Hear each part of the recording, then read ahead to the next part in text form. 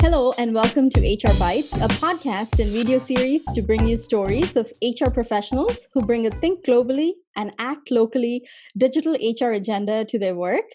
Everyday people who are driving digital transformations in their organizations, data driven and future fit digital HR leaders. This is your host, Jay Polaki, and today's guest is my friend Vibha Miller. Vibha is the Vice President of Human Resources at Cogent Communications here in the DC metro area. And she is an agile human resources executive with over 20 years of global experience. Vibha was named a 2019 HR Leader of the Year in the DC market recently. And I am so happy to have you as a guest on today's show. Vibha, how are you today? I'm well. Thank you, Jay. Thank you so much for having me. This is really a treat and a privilege and an honor. So I appreciate it. Well, the honor is on mine, and thank you so much for being here. Tell us a little bit about yourself. That dreaded interview question. Here comes your way. Yes, I'm on the other side of the table now. So, yeah, I've been in HR a very long time. And I will say, just as a little bit of a caveat, that I'm here as an individual person, not representing my company. I'm representing me and kind of my experience in the hopes that it might be helpful to your listeners and others who are either in the HR profession or aspirants. So I fell into HR early in my career. I did my MBA and I worked on Wall Street for Goldman Sachs and had an opportunity early to be part of a micro startup within Goldman, which was an international operations function, which we started. And we were expanding internationally quite a bit, helped open some offices, Tokyo, Paris, Toronto. And so, and from there, my career just kind of evolved and built. And so I'm delighted by the opportunities I've had. And I'll just say one other thing about myself that for HR people, we have this unique advantage of being in a profession which is a sort of universal corporate service function. So you can have lots of experiences in your career. I certainly know that I have without having to limit yourself to a particular sector. So that's me. I was raised in Connecticut. I've got 3 adult children. I have a dog called Luna, a wonderful husband who's a global conservationist. So, touch wood, life is good. We've been, as the HR function, at the forefront of this pandemic in organizations, in the workplace. We've kind of had to adjust our workplace overnight and have had to really, work with our people. Really work with our people, both in the C-suite as well as on the ground, to make work for all of us during this pandemic. How has technology helped you in the past 10 months in your function as an HR professional? And how has, the technology that you've already adopted in your function been further adopted to foster the connection and the human, connection that we're all seeking during this time? Yeah, so I've been at my present company. Actually, tomorrow will be 4 weeks, so I haven't had to do the lifting, particularly as the company went global or went virtual, excuse me. So it really was more in my prior organization, which was also a global organization with offices in multiple countries.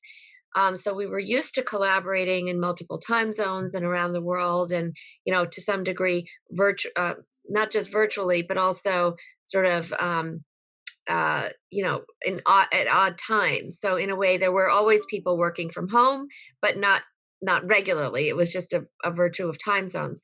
But then, obviously, March, everyone had to go virtual. The work had to be remote, and what we did was leverage MS Teams. So we had Microsoft Teams, and there are a lot of features on MS Teams that allow people to connect. And so we sort of rolled up our sleeves. I had a staff experience team that reported into me, but basically it was a group that was responsible for engagement activities throughout the company. So we stood up a team through MS Teams that would be a conduit for content around your workplace and your work life, content around how do you manage kids at home, how do you manage fitness, nutrition, mental health. We did all of that through MS Teams. And so we invited everybody in the company on this team. We hosted virtual events like everything from staff meetings to games and competitions, and we made it fun. We had speed typing, we had virtual chess, and people had fun with that. So it felt as though we were still a community and we weren't so disjointed. We also really, of course, when we went virtual, we generally were on camera in meetings. And it's interesting because that was a cultural norm that company accepted and adopted. And I think it was rather powerful because it wasn't as though you weren't seeing people and you weren't interacting. Whereas I've seen other companies where everything is just, when you're on calls, it's just, there's no visual. And I think it's a limitation. So I would recommend that, try turning your cameras on. Yeah. Absolutely. At the right time, right? Not at the wrong Yeah. time. And Right. don't True. forget your cameras on when you're doing Yeah. something that shouldn't be on camera. That's true. Yes. Yes, indeed. So in the midst of all this, I'm sure you've got a lot of HR data about the work you're doing and the work that you want to continue to do. How are you leveraging the HR data? Do you even collect data on your teams and on your workflows at work? How do you go about using HR data? Yeah, so again, more so with my prior organization that had a robust HRIS system. So we had Workday, which of course has lots of bells and whistles. We were able to run reports. We did a lot of analysis and metrics in every HR category, whether it was our recruiting dashboard, whether it was keeping track of our own projects. We had lots of trackers there. And then as far as employees, I think we did fairly typical reporting out of the HRIS system, things like tenure. I created a quarterly HR report that reported on things like demographics, things like job openings and available jobs, things like awards, which employees were getting awards and celebrating those.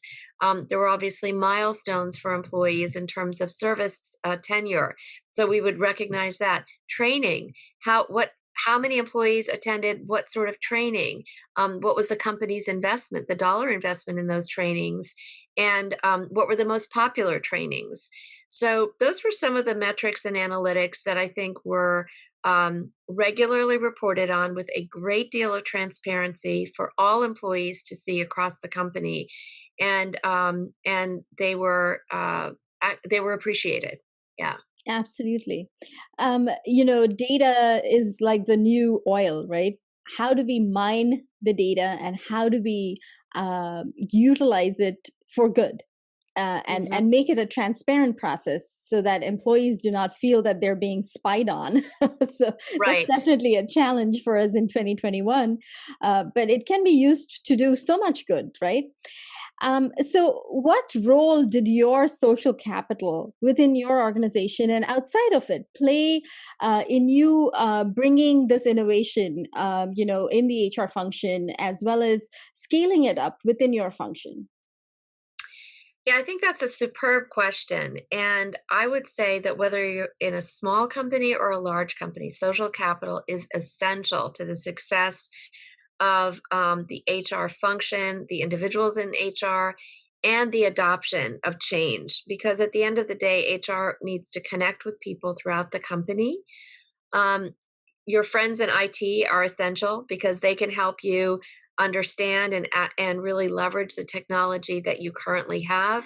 They can help you with things like project management and other new technology that might be helpful. So we had given it. I'll give you an example. We had a very robust intranet at my company, but we did not have the HR sort of homepage well organized. And so basically, I enlisted my senior coordinator and said, look, make it the best you can be.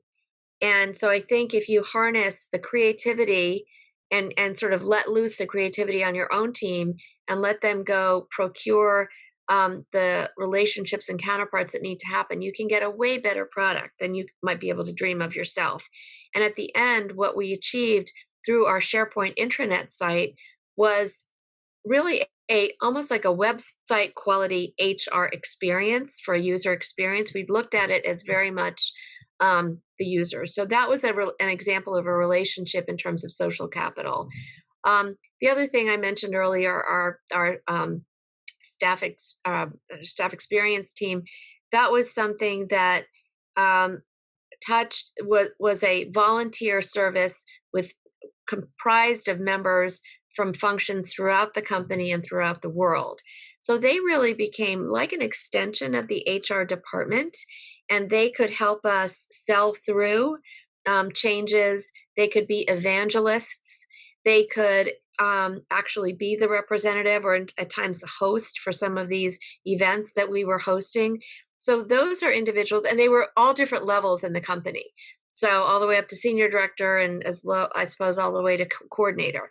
So it doesn't matter about the level of the individual, but if you can kind of activate relationships throughout the functions that you need to impact, which is everyone, the better able you'll be to get things through. So that would be how we did it. And then in terms of scaling, again, I think the intranet was one place where we delivered content across the company to all employees. We had some that was self-service, some that was, so there was push content, there was self-serve content. So again, think about it from a user standpoint. What's going to resonate? How are you going to deliver it? How is it going to be convenient? And then scaled accordingly. Absolutely. I love the idea of the HR ambassadors that you had at all levels. And Yes. so were they from different departments, not just HR? So they were from different departments. Yes, we had people from marketing communications. We had people from the president's office. We had people from IT. We had people from, as I said, marketing. I think we might have had even from finance. So from legal. I mean, we had a representative. So these were people from throughout the company and throughout the world. Yeah. Absolutely. Yeah. That's a very enriching experience for the employees. I'm sure of that. Definitely. Yeah. Yeah. Very nice to know. So then what's one piece of advice based on all of this experience that you've had this past year, especially, that you have for HR professionals who are looking to adopt new technology or even learn new technology that's already in place and, kind of enhance their learning on that technology, kind of reskilling themselves? Well, I think it's important to keep asking the what if questions. So try to figure out how to keep your creativity activated rather than be so operationally focused. Sometimes you have to say, what if? And if you don't have a really tech savvy wizard on your team, get one or borrow one. I wouldn't classify myself as I'm sort of an early adopter in terms of concept, but I'm not necessarily the executor. But you need to have somebody who can dig into the details and actually get something, get a system stood up in IT terms. So standing up a system that actually works. So as I described the intranet site, that was one example. But get a technology wizard expert who's your go-to person. And that's, I think, a great piece of advice for anybody in HR, because that's a vital way to deliver our work. Absolutely. That tech buddy system, right? Exactly. Not just the help desk, but your personal help desk who are Yes. who are on your personal help desk, kind of. So That's right. that's the very important point to ponder and think about, definitely. So you are working from home. I'm working from home. A lot of folks are working from home, other than our frontline and healthcare workers who are definitely not working from home. Thank you, Yes. Yes. for all the work that you guys are doing. We're very, very appreciative of that. So there is this hybrid workplace now. I think that this is here to stay. What do you think HR can do to prepare our function for this, change in the work world, right? It's a huge change. I mean, you know as well as I do that we were all very, very about the work from home policies that we were creating. They were definitely not people first policies, they were process first policies. But now we are kind of just being forced by this virus in a good way to think about how we can foster a healthier workplace, a healthier work arrangement for our employees. So what do you think we can do in HR as a function to foster this? I think going back to your earlier point about data is going to be important. So has productivity declined, been stable, or improved during this remote work environment, this virtual work environment? Take a look at that in partnership with the business leaders. Really partner with them to understand what has worked well and where there might be some deficiencies. And if the productivity of employees, of the business, of the products, of the whatever is measured has been stable or better, that really argues for flexibility on an ongoing basis. I think there are a lot of forces right now that are going to that employers will have to face that are not in their control. So if they want to get the talent, they're going to need to be responsive to either where the talent wants to be or what the talent wants. So if the talent says, if you're recruiting and you want the top people, and they say, look, I want to only work at the office 1 day a week, or I need to divide my time in locations. You just have to be open to those possibilities versus just saying right away, no. Our standard is that everybody's in the office. You have to ask yourself why, especially if your productivity has been at or better.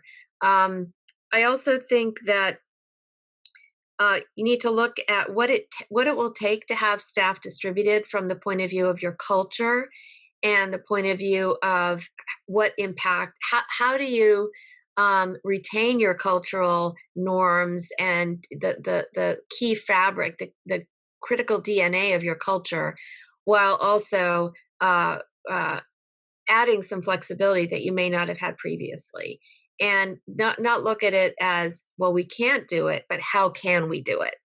Really shift the lens to how can we get it done? How can we do it?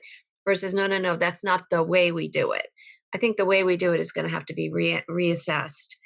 I also think, realistically and logistically, companies have to look at, if they have multiple locations, what are the business impacts?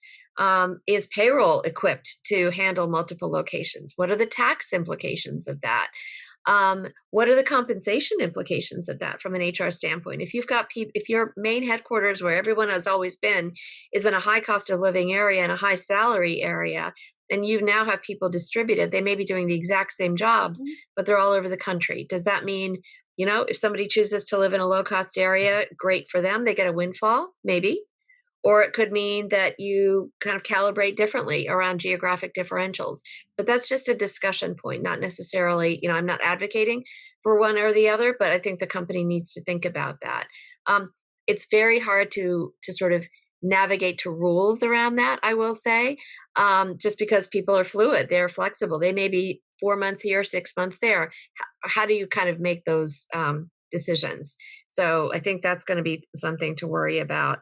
And let me just see, I think as well, you need to figure out whether this is a forever decision or whether it's for some time. I think nothing is forever in life and business, especially. So also socialize your employees to say, this works for the company today.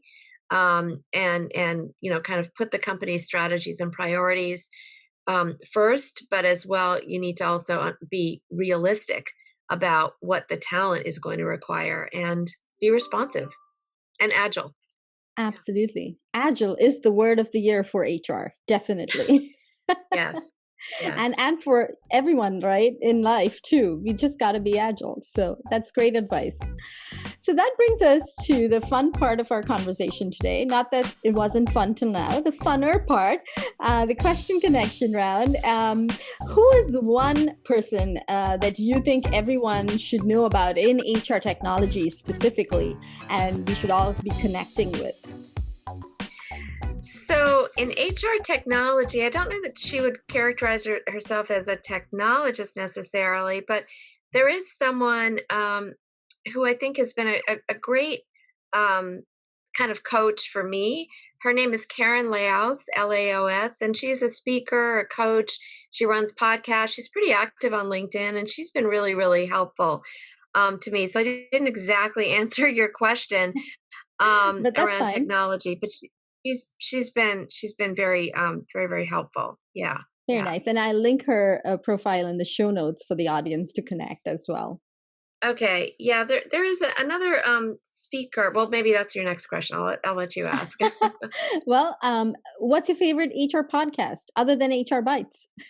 Yes, I was gonna say, obviously, it's HR Bytes is the number one. That's my go-to. So thank you for that. Um, so there's another individual whom I've worked with in the past and who I think is a very very effective strategic thinker. His name is Steve Lowisz, Lowisz. He's a CEO, a speaker, a thought leader, a trainer, an investor. And he runs a podcast series called P3, People, Performance, and Profits, that I would recommend.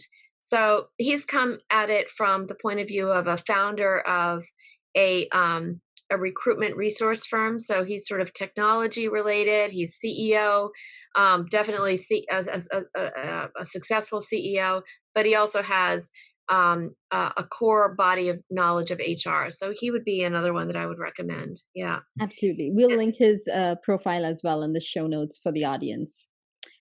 Your favorite LinkedIn Learning or e-learning webinar series for HR tech, especially that you think we should all be watching and learning from. Yeah. So LinkedIn Learning is so vast; it's sort of hard to pin down. Honestly, one thing or the other. I actually this year, given the circumstances of 2020 and so much disruption on every level, I was personally very interested in employee engagement, diversity, equity, inclusion, and belonging. So there is LinkedIn Learning on developing a DEIB program. Another area that I was particularly interested in was teaching civility in the workplace, because I think in remote circumstances, there are different expectations and norms. And, that's an area where it's always a good idea to have a very civil and respectful workplace. And sometimes that's harder or easier based on the circumstances of not knowing people in as close a way. So those, again, not specifically technology related, so I apologize if I'm not exactly answering your question, but those were things that I think were very helpful to me given the circumstances of the sort of greater environment. Wonderful. And we'll link those as well in the show notes for everyone to look up. So, given the upheaval of all things work and life, what's one workplace trend that you think is here to stay? And I always say, other than the Zoom shirt, because that's here to stay for sure. So, what other workplace trend do you think is here to stay? Well, it's the obvious one. It's the one everybody knows about, and that's remote work. I just don't see that that's going to be a variable anymore. I think it's going to be a constant. And so that is a constant that HR practitioners, professionals, even if your CEO is not necessarily open to it, you're just going to have to make the business case, and employees will make that business case for themselves by, as an old boss of mine used to say, they will vote with their feet. They'll either choose to come or choose not to come because they will have many, many alternatives. Yeah. Yeah. Absolutely. And you enjoy giving back to the community. I know you're involved in so many community initiatives. How do you do that? How do you enjoy giving back to the HR community and the community in general here in the DC area? Yeah, so I served on the board of the HR Leadership Forum, which is a board and an organization set up primarily for senior level HR executives. And that was a terrific experience and really was a great opportunity to give back. I was actually the chair of the programs committee, so I was responsible for organizing all of the monthly programs while I served. So that was a pretty heavy lift. I didn't realize what I was getting into, but I wouldn't have traded it for the world. I was with a terrific group on the board, and did that for about 2 years. So greatly enjoyed that. And I've also served on 4 other nonprofit boards and 1 advisory board. So whether it was through the PBS, the Public Media Business Association, the Potomac Conservancy, which is an organization. So it's a conservation organization dedicated to the waters that surround the DC area that relate to the Potomac River, which you may or may not know is the source of water for nearly everyone in the whole area. So obviously the health of the river is a big concern for everyone, whether or not they know it. I serve. I'm an advisor to Job IQ, which is a startup. So that's been really fun to work with the founder of Job IQ and her team. So, board service has been very exciting for me, and that also gets me out into the community, and it's enriching. Wonderful. Thank you so much for all the work that you do in the community. I'm enriched by it, and I'm sure a lot of folks in the area and in the globe are enriched by the work that you're doing. So thank you for that. Mhm. So if our audience would like to connect with you, what's the best way for them to reach you? So LinkedIn is probably the easiest way. I'm active on LinkedIn. I check my messages regularly. So that would be my preferred way. And I'm there on LinkedIn, Vibha Jain Miller. You can find me easily. And I look forward to being contacted. Absolutely. Thank you so much for being my guest today. I really enjoyed our conversation, and I look forward to seeing you in the area. Hopefully, after we all get our vaccine, we get to meet in person and maybe have dinner together. Indeed, Jay, and best of luck to you. This is a fantastic series, highly recommended, and I'm very grateful for the opportunity to be here with you today. And thank you, audience, for tuning in today. I look forward to bringing you more global HR tech stories. Take care. Bye-bye. Thank you. Bye.